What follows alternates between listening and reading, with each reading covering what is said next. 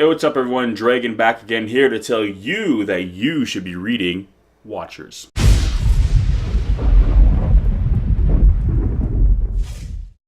So Watchers is the 1987 science fiction thriller novel written by Dean Koontz, who more than likely a lot of you have probably heard of because he spent a lot of time on the bestseller list, particularly with this book too. And basically, this story follows a group of wayward people. You have Travis Cornell, who is a kind of ex-Delta Force, so basically Special Forces. Nora Devon, who's basically been a closeted woman. She's kind of lived under the rule of an oppressive mother her whole life, so she's extremely sheltered, kind of a recluse. Vincent Nasca, who's kind of this hired hitman for the government, who kind of has this warped perception of himself where the more people he kills, the more of their life force he believes he is kind of draining it until a point where one day he will be immortal.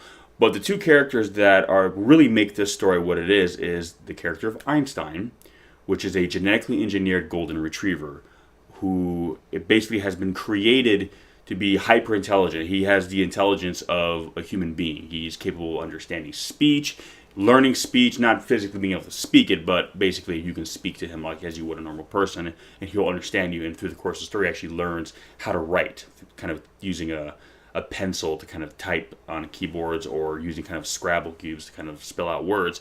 And essentially his kind of a genetic twin known as the Outsider. And basically what the Outsider is a genetically modified animal that is designed to essentially be kind of a super soldier, a perfect killing machine on the battlefield.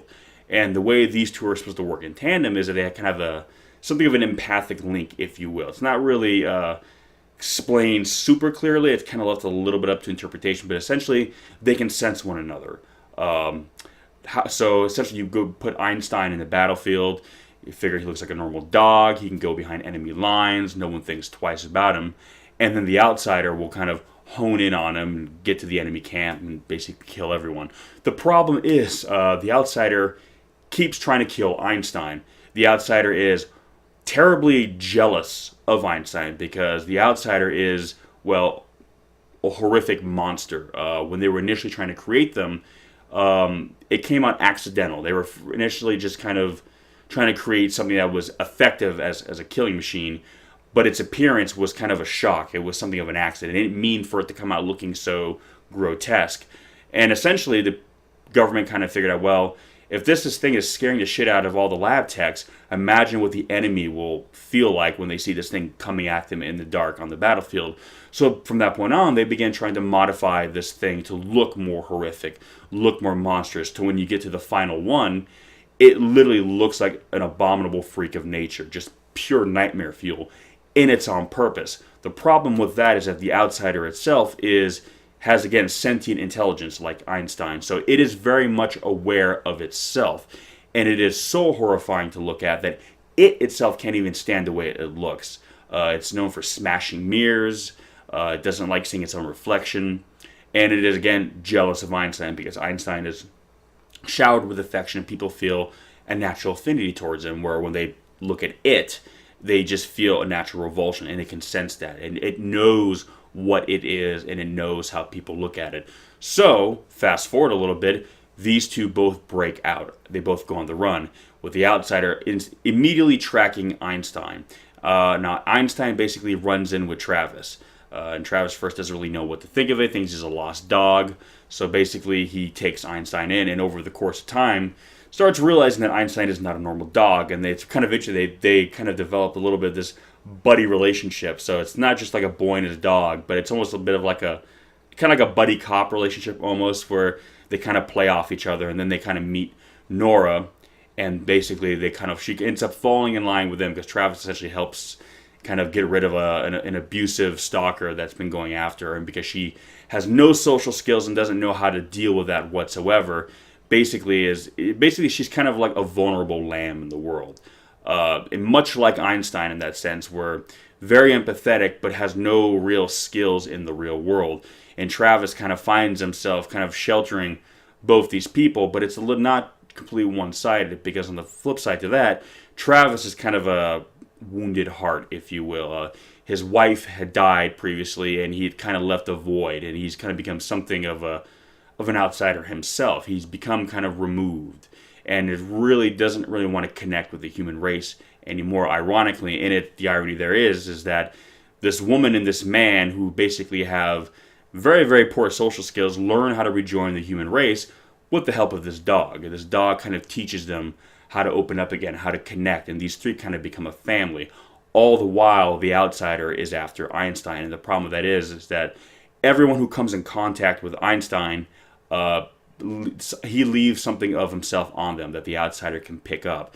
So basically, if you come in contact with him, the outsider tracks those people down and kills them, and has this horrible habit of ripping out their eyes because he can't stand having anyone look at him. He is so bothered by people staring at him because he himself hates the way he looks that he just rips out people's eyes. And basically that's how they start tracking the police, and the FBI start tracking all these murderers by the same grisly sight of having all their eyes torn out. So the FBI knows that it's this creature, this escaped creature, and they're basically trying to keep the authorities in the dark. But now there's news of like there's an escaped lunatic on the loose. So basically Einstein has to kind of explain to them in his own way what the outsider is. And the interesting thing is Einstein doesn't hate the outsider. He kind of thinks of him as a brother and pities him because he knows he's hurting. He can feel his pain, but he also knows that because of what he is, he can never be, and the outsider knows that. Hence why the outsider became kind of nicknamed that, the outsider. It is a creature that lives outside of the natural order. It's too intelligent to live like a normal animal, but it's too much of a monster to live like a man. It is kind of Frankenstein's monster, which was part of the inspiration for Dean Koontz when writing the story. It is the classic tragic figure. I always kind of liken the outsider a lot to Grendel, if you know from the epic poem of Beowulf, where it is a monster that cannot help but kill. It cannot help but be kind of the monster that it is, but it is kind of ripped with self-loathing. It hates itself. It hates its own existence, but it is doomed to kind of walk the path that it does. So you cannot help but feel bad for it in a way, because you know it can never belong. But because of that, you know it kind of has to go, because it will never stop. It will never stop going after Einstein. It will never stop killing anyone who lays eyes on it. But it is very much a child in the world. When they find like its lair, they see like stuffed animals, they see like toys and chocolates and little trinkets laid out, almost like a child's room. It is very much a child, but it is basically a disturbed child. It is basically an angry child with schizophrenia.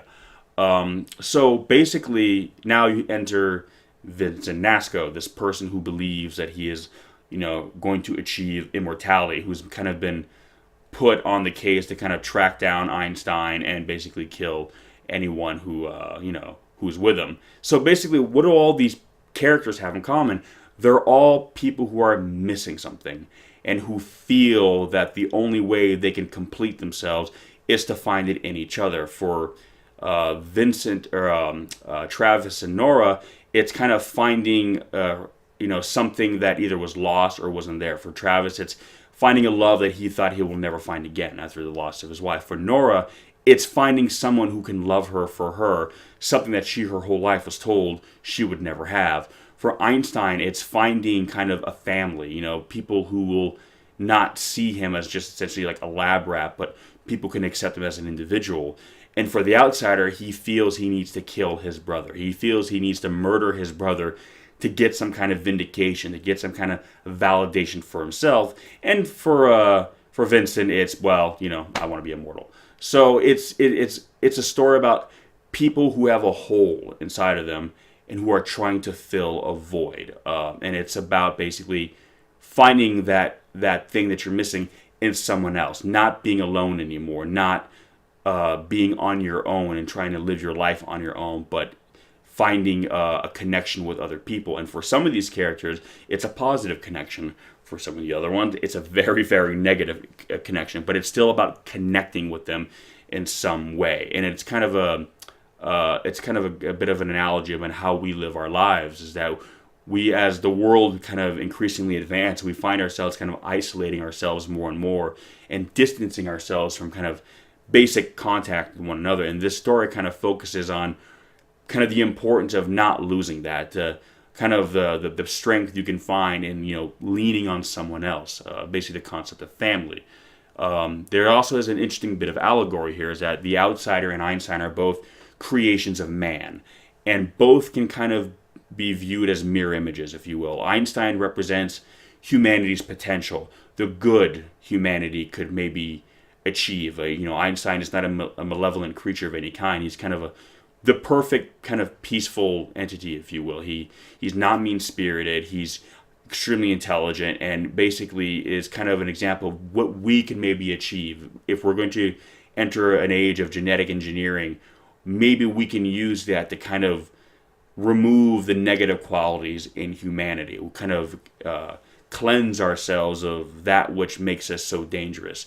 Whereas the outsider kind of reflects the worst in us. It reflects what we also could become, what we could use this technology for. We can basically make ourselves kind of very good or very bad. They are both kind of mirror images of mankind, kind of the angel and the demon, so to speak. And both are kind of cautionary tales, and both show what a fine line we walk between one and the other, because both came out of the same experiment. They are, again, brothers. Despite the physicality, despite kind of the superficiality of what they are, what matters is what makes them tick, who they are. Einstein sees kind of hope in humanity. He sees the good in us, whereas the outsider just sees kind of the monster. He is a monster. He was made by us, so he feels there is no good in the world. He's a monster made by monsters, and that's all he cares about. He's just going to kill, kill, kill until literally he can't kill anymore, either because there's no one left to kill or because he gets put down. And you can tell probably about halfway through the story that the idea of him dying is not something that he is completely opposed to. He's not going to kill himself, but he is a tortured creature and he has no love for life. So really, it's basically you or him. And if you were to put him in a position where you could kill him, he would not really be opposed to it. And that is the tragedy of that character. He is the self-destructive nature of the human condition. So, seems like a lot to take in. It may sound kind of like a strange book, but it's kind of one of those stories that's hard to really kind of verbally explain completely without giving you certain plot elements that I want to keep a surprise for you.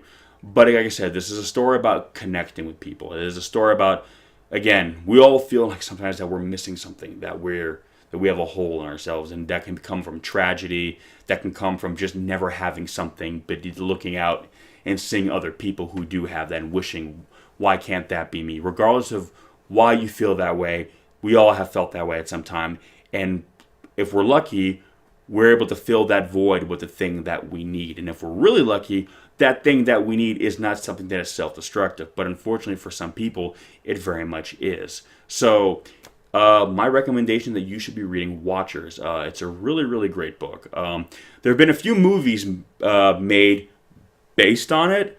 And while I'll say this, fun in their own right, not really the best adaptations of the source material. So if you are familiar with the films and you didn't really like them so much, don't let that dissuade you from reading the book, because it is really nothing like the book at all. And that's all I'll say about that.